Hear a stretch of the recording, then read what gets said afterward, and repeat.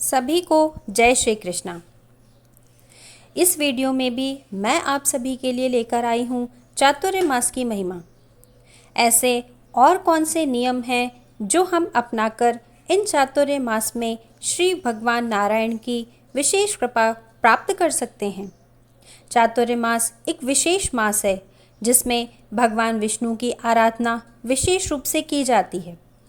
इन महीनों में हमें किन नियमों का पालन करना चाहिए, कौन कौन सी विशेष वस्तुएं हैं जिनका हम त्याग कर और कौन कौन सी विशेष बातें हैं जिन्हें हम अपनाकर भगवान नारायण की कृपा प्राप्त कर सकते हैं, तो आइए जानते हैं। चातुर्य मास में तांबे के पात्र में भोजन विशेष रूप से त्याज्य है। कांसे के बर्तनों का भी त्याग करके मनुष्य अन्य धातुओं के पात्रों का उपयोग करे। अगर सभी धातु पात्रों का भी त्याग करके पलाश पत्र, मदार पत्र या वट पत्र के पत्तल पर भोजन करे तो इसका उत्तम फल बताया गया है। अन्य किसी प्रकार के पात्र न मिलने पर मिट्टी का पात्र ही उत्तम है, अथवा स्वयं ही पलाश के पत्ते लाकर उन्हें अच्छी तरह साफ करके उसमें भोजन के कार्य में उपयोग में लाएं। पलाश के पत्तों से बनी हुई पत्तल में किया हुआ भोजन चांद्रायण व्रत एवं एकादशी व्रत के समान पुण्य प्रदान करने वाला माना गया है। जो मनुष्य चातुर्य मास में केवल दूध पीकर अथवा तो फल खाकर रहता है, उसके सहस्त्रों पाप तत्काल नष्ट हो जाते हैं। 15 दिन में एक दिन संपूर्ण उपवास करने से शरीर के दोष जल जाते हैं और 14 दिनों में तैयार हुए भोजन का रस ओज में बदल जाता है। इसीलिए एकादशी के उपवास की महिमा है। वैसे तो गृहस्थ को महीने में केवल शुक्ल पक्ष की एकादशी का व्रत करना चाहिए, परंतु चातुर्य मास में दोनों पक्षों की एकादशियां रखने का विशेष लाभ है। प्रतिदिन एक समय भोजन करने वाला मनुष्य अग्निष्टोम यज्ञ के समान फल प्राप्त करने का भागी होता है। पंचगव्य सेवन करने वाले मनुष्य को चांद्रायण व्रत के समान फल की प्राप्ति होती है। जो मौन होकर भोजन करता है वह कभी दुखों में नहीं पड़ता। मौन होकर भोजन करने वाले राक्षस भी स्वर्गलोक में चले गए हैं। जो मनुष्य बात करते हुए भोजन करता है उसके वार्तालाप से अन्न अशुद्ध हो जाता है। वह केवल पाप का भोजन करता है। यदि पके हुए अन्न में कीड़े पड़ जाएं तो वह अशुद्ध हो जाता है। यदि मनुष्य उस अपवित्र अन्न को ग्रहण कर ले तो वह दोष का भागी होता है।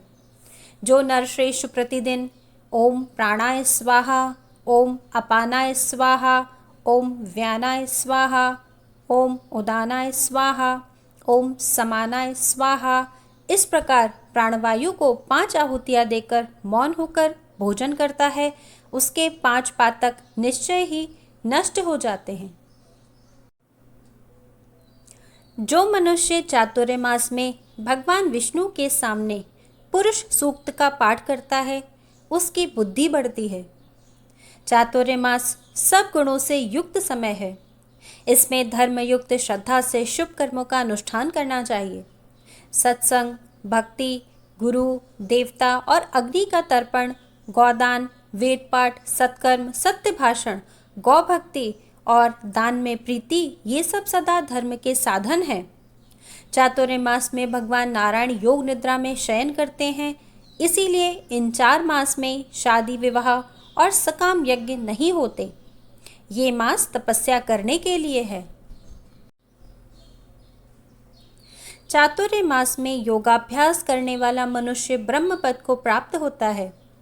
इन मास में नमो नारायणाय का जप करने से 100 गुने फल की प्राप्ति होती है।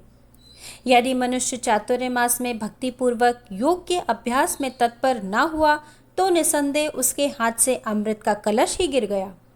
जो मनुष्य नियम, व्रत अथवा तो जप के बिना चौमासा बिताता है वह मूर्ख है।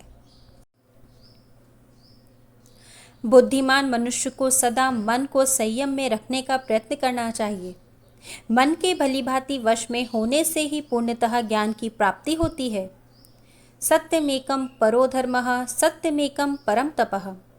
सत्यमेकं परम ज्ञानम सत्ये धर्मः प्रतिष्ठितः। धर्म मूलम हिंसा च मनसा ताम च चिंतयन कर्मणा च तथा वाचा तत् एतान समाचरेत। अर्थात एकमात्र सत्य ही परम धन है, एक सत्य ही परम तप है, केवल सत्य ही परम ज्ञान है और सत्य में ही धर्म की प्रतिष्ठा है। अहिंसा धर्म का मूल है, इसलिए उस अहिंसा को मन, वाणी और क्रिया के द्वारा आचरण में लाना चाहिए। ये थे कुछ आसान से नियम जिन्हें अपनाकर आप सभी अपने चातुर्य मास को और भी उत्तम बना सकते हैं। जानकारी अपनों तक पहुंचाकर शेयर कर प्लीज़ मेरे चैनल को सब्सक्राइब कर लीजिए। आगे और भी वीडियो में मैं आपको चातुर्य मास की महिमा के बारे में कुछ विशेष बातें बताऊंगी, जिन्हें आप अपनाकर अपने चातुर्य मास को अति उत्तम बनाएं। सभी को जय श्री कृष्णा, जय श्री राधे।